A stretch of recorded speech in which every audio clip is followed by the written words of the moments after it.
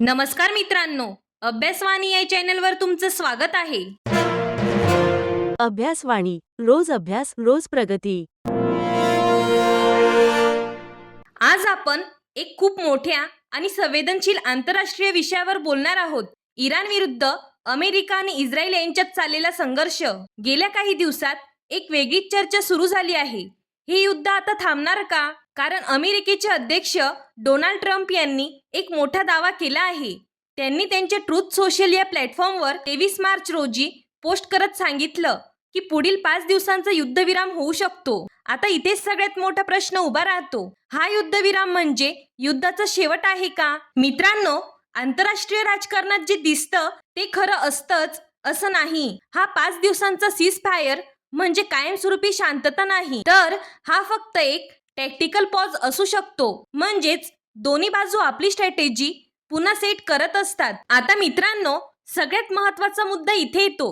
अमेरिकेने इराणला नेमका काय प्रपोजल दिला आहे? मिळालेल्या माहितीनुसार अमेरिकेने इराण समोर काही कठोर आणि स्पष्ट अटी ठेवल्या आहेत. सर्वात पहिली अट, इराणने अण्वस्त्र बनवण्याचा प्रयत्न पूर्णपणे थांबवायचा. दुसरी अट, युरेनियम एनरिचमेंटवर कडक मर्यादा ठेवायची. तिसरी, आंतरराष्ट्रीय संस्थांना तपासणीसाठी पूर्ण ॲक्सेस द्यायचा.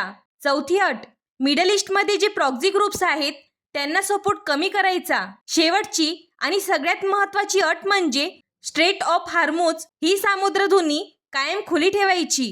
आता तुम्हाला प्रश्न पडेल, ही स्ट्रेट ऑफ हार्मुज इतकी महत्त्वाची का आहे? तर बघा मित्रांनो, ही एक साधी सामुद्रधुनी नाही. ही जगाच्या एनर्जी सप्लायची लाईफलाईन आहे. दररोज जगातील जवळपास 20% तेल याच मार्गाने एका देशातून दुसऱ्या देशात जातं. म्हणजेच जर ही सामुद्रधुनी बंद झाली तर काय होईल?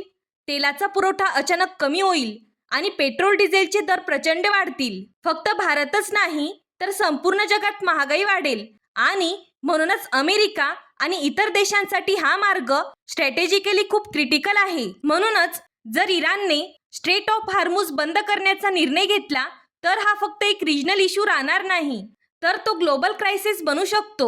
तर बघा मित्रांनो, आता या सगळ्या कॉन्फ्लिक्टमध्ये एक अनएक्सपेक्टेड एंट्री झाली आहे आणि ती म्हणजे पाकिस्तान. आता प्रश्न असा पडतो, या सगळ्यात पाकिस्तानचा नेमका काय संबंध?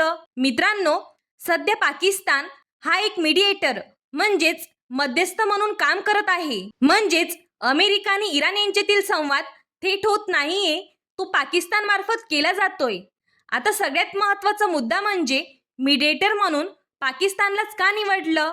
कारण पाकिस्तानची इराणसोबत डिप्लोमॅटिक रिलेशन्स आहेत आणि अमेरिकेसोबतही त्यांचे संबंध आहेत. म्हणजेच तो दोन्ही देशांमध्ये ब्रिज म्हणून काम करू शकतो. तर बघा मित्रांनो, याचा एक मोठा अर्थ असाही निघतो, परिस्थिती इतकी सेन्सिटिव्ह आहे की अमेरिका आणि इराण डायरेक्ट बोलण्याऐवजी थर्ड कंट्रीचा वापर करत आहे. म्हणजेच टेन्शन अजूनही खूप हाय आहे.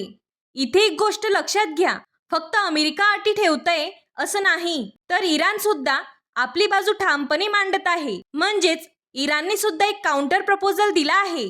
आता तुम्हाला प्रश्न पडला असेल, इराणच्या मुख्य अटी काय आहेत? तर बघा, पहिली अट, अमेरिकेने इराणवर लावलेले आर्थिक सँक्शन हटवावेत. दुसरी अट, मिडल ईस्टमध्ये अमेरिकेचा हस्तक्षेप कमी झाला पाहिजे. तिसरी आणि महत्त्वाची अट म्हणजे इराणचे सॉव्हर्निटी म्हणजेच त्यांच्या स्वायत्ततेचा आदर केला पाहिजे. याचा अर्थ काय? तर बघा मित्रांनो, इराण स्पष्टपणे सांगत आहे, आम्ही आमच्या अटींवरच पुढे जाऊ. आमच्यावर दबाव टाकून निर्णय घेता येणार नाही. म्हणजेच निगोशिएशन दोन्ही बाजूंनी चालू आहे आणि कोणताही देश मागे हटायला तयार नाही. म्हणूनच सध्या परिस्थिती अशी आहे, प्रपोजल्स दोन्ही बाजूंनी दिले गेले आहेत, पण अजून फायनल एग्रीमेंट झालेला नाही. आता सगळ्यात मोठा आणि महत्त्वाचा प्रश्न म्हणजे मग हे युद्ध खरंच थांबणार का? तर बघा मित्रांनो, रिअलिस्टिकली बोलायचं झालं तर लगेच युद्ध पूर्णपणे थांबेल असं सध्या तरी दिसत नाही. कारण दोन्ही बाजूंनी प्रपोजल्स दिले गेले आहेत, पण अजून फायनल एग्रीमेंट झालेला नाही. आणि सगळ्यात महत्त्वाचं म्हणजे दोन्ही देश आपापल्या अटींवर ठाम आहेत. कुणीही सहजपणे मागे हटायला तयार नाही. म्हणूनच हा जो 5 दिवसांचा सीजफायर सांगितला जातोय, तो कायमस्वरूपी शांतता नाही, तर तो फक्त एक टेम्पररी पॉज असू शकतो. म्हणजेच युद्ध थांबल्यासारखं वाटेल, पण टेन्शन अजूनही संपलेलं नाही. आणखी एक महत्त्वाची गोष्ट म्हणजे या कॉन्फ्लिक्टचा परिणाम फक्त इराण किंवा इस्रायल पुरता मर्यादित राहणार नाही, तर त्याचा परिणाम संपूर्ण जगावर होऊ शकतो. तर मित्रांनो, आपण थोडक्यात सध्याची परिस्थिती समजून घेऊ. तर बघा, युद्ध अजून संपलेलं नाही, पण निगोशिएशन सुरू आहेत. सीज फायर हा फक्त एक टेम्पररी पॉज आहे आणि सगळ्यात महत्त्वाचं म्हणजे येणारे काही दिवस खूप निर्णायक असणार आहेत.